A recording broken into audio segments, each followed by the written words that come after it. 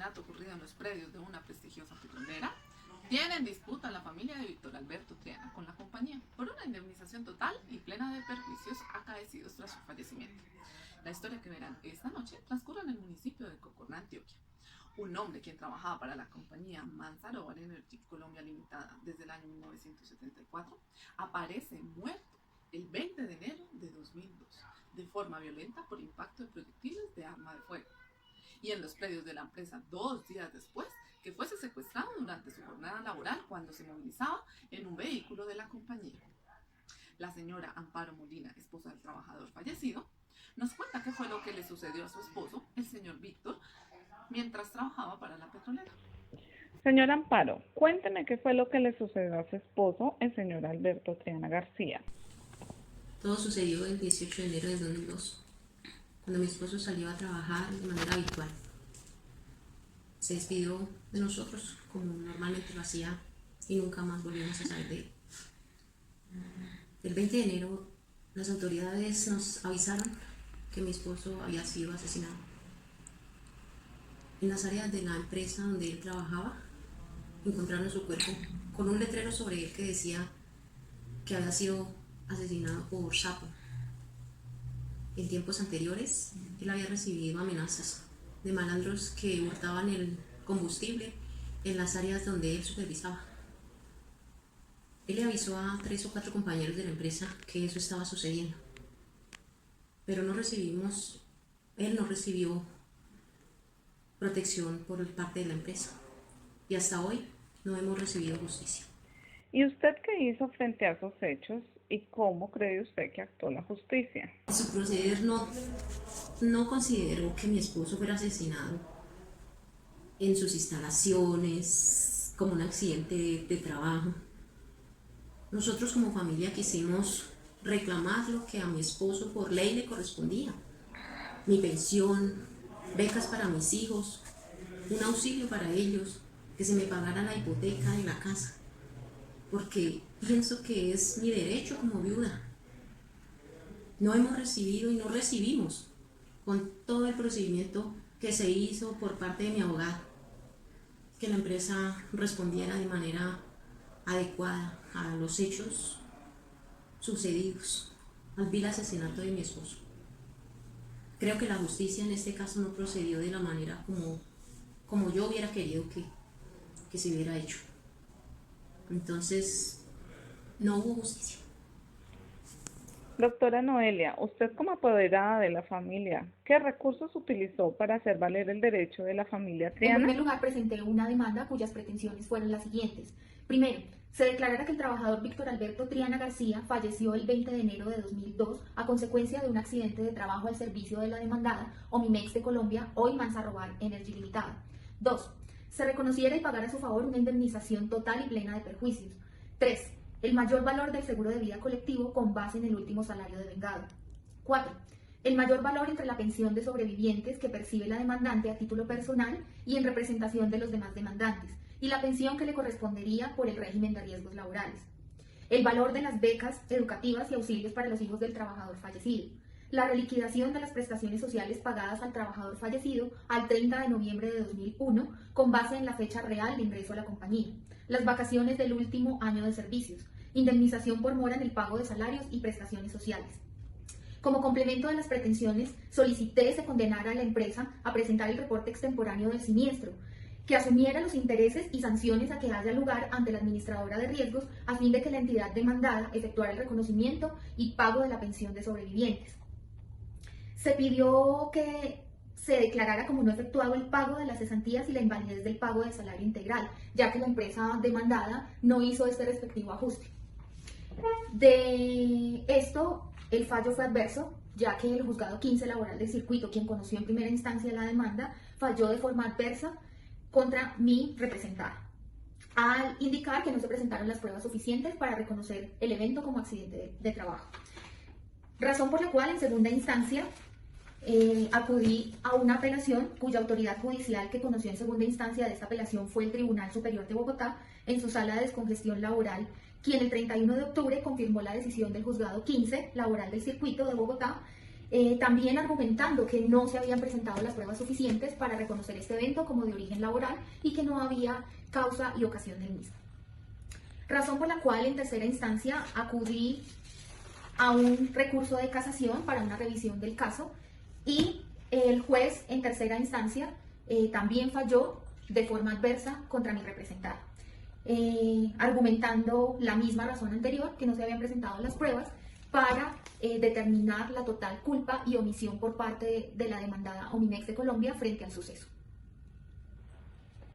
Ahora vamos a escuchar lo que dice la contraparte. Frente a la pregunta, es importante hacer la siguiente claridad. Como apoderado de la empresa Manzarobar Energy Colombia, al momento de la contestación de la demanda, se hizo aceptación de unas pretensiones, pero también se hizo oposición a otras. Dentro de las pretensiones que se aceptaron estaba aquella la cual buscaba declarar la existencia contractual entre las partes, es decir, entre la empresa y el señor Triana desde 1977 hasta el 2002, fecha en la cual ocurrió la muerte del trabajador. Ligada a dicha pretensión también estaba aquella que buscaba declarar que el último cargo desempeñado por el señor Triana era el de supervisor de operaciones 2. Una vez se hizo esa aceptación, se le hizo saber al despacho que durante todo el tiempo contractual se cumplió a cabalidad y de forma infaltable por parte de la empresa con todos los aportes al sistema de seguridad social integral, es decir, se hizo los aportes a salud, pensión y ARL, siempre respetando su base salarial, es decir, siempre se tomaba como aporte real todo lo que ganaba el trabajador al momento en que se hacían las correspondientes cotizaciones, cumpliendo con ello con todo lo que manda el sistema de seguridad y salud en el trabajo.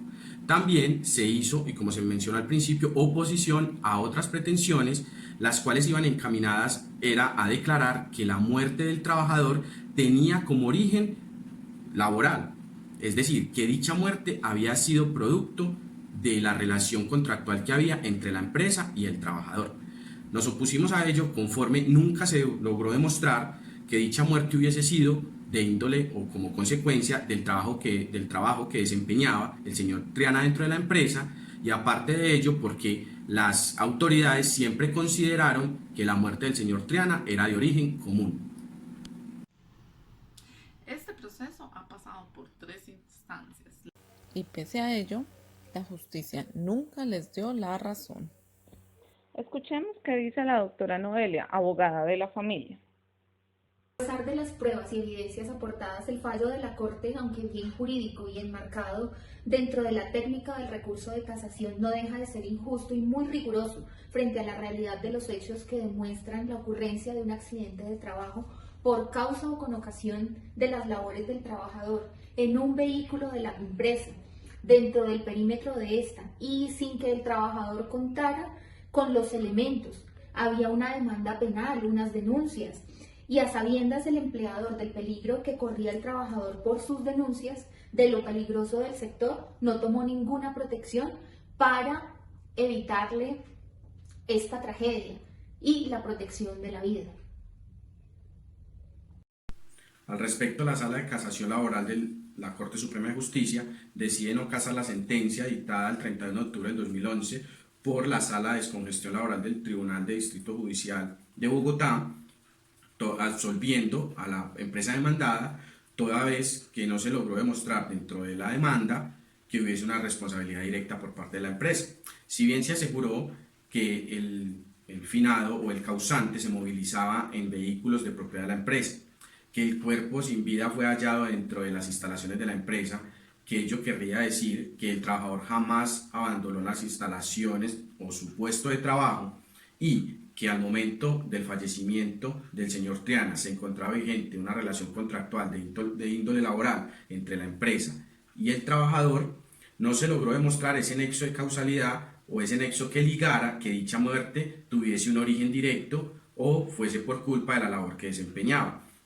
Toda vez que si bien el señor Triana hizo unas denuncias ante la autoridad competente por un hurto de combustible, jamás se logró demostrar que la muerte hubiese sido fruto o como consecuencia directa de las denuncias que había hecho con antelación el señor Triana. Eso lleva a que se ratifique las sentencias dictadas en primera y segunda instancia, en las cuales se halla no responsable a la empresa toda vez que no se logró demostrar una culpa suficientemente comprobada del empleador. Esta es la historia de la familia que no pudo demostrar que su padre y esposo Víctor murió en el ejercicio de sus labores, tras denunciar el robo de combustible y de una empresa que aparentemente cumplía y llevaba registro de todo lo referente a la seguridad y salud en el trabajo. Hoy Amparo se pregunta por qué su esposo Víctor no guardó algún registro de las denuncias expuestas a la compañía acerca de las amenazas recibidas durante la ejecución de su trabajo.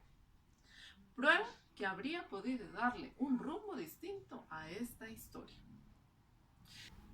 Si tiene una historia que contar o una denuncia que hacer, escríbanos a la dirección que aparece en pantalla. Si quiere revivir el capítulo completo, solo denle replay.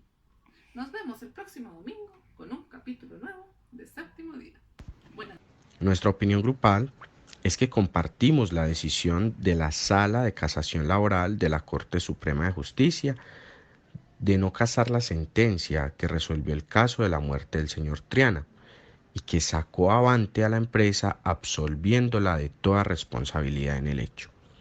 Conforme bien lo expresó la Corte Suprema de Justicia, Sala Laboral y los respectivos operadores jurídicos de primera y segunda instancia, no todo suceso ocurrido al interior de una empresa puede ser considerado como de origen laboral.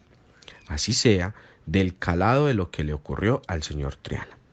Debido a que para que un hecho sea considerado de origen laboral, la consecuencia del mismo debe tener un nexo de causalidad, es decir, dicha consecuencia debe tener como origen directo un evento de dimensiones laborales.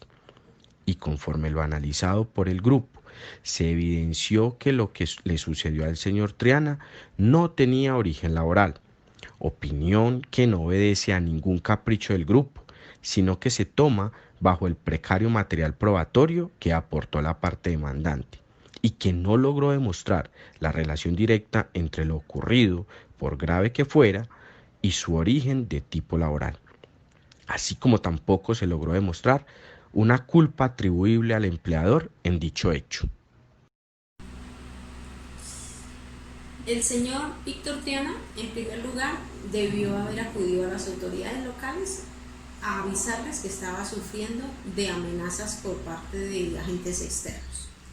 En segundo lugar, haber avisado a su jefe inmediato y a la persona de seguridad de su empresa que estaba en riesgo cumpliendo sus labores matutinas. Y en tercer lugar, haber solicitado a la empresa protección por parte de ellos.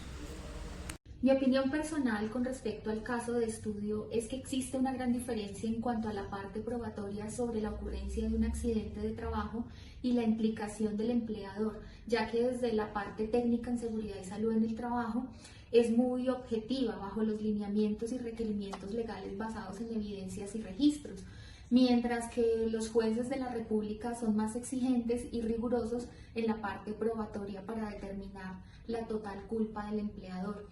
Por lo tanto, y para posteriores casos, deberíamos indicarle a la parte demandante o a los abogados asesores que no se centren en las pruebas obvias, sino que vayan más allá para lograr las pretensiones que quieren.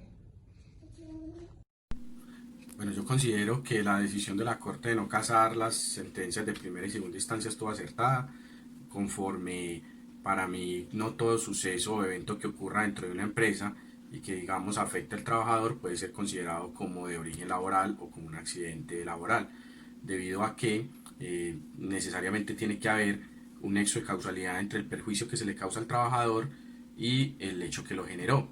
Entonces, el solo hecho de que una persona esté en las instalaciones de una empresa o que esté en ese momento desempeñando su función como trabajador y ocurra algo, un factor externo o algo que no sea atribuido a la empresa o que sea con ocasión o con culpa de la empresa, pueda catalogarse como de origen laboral.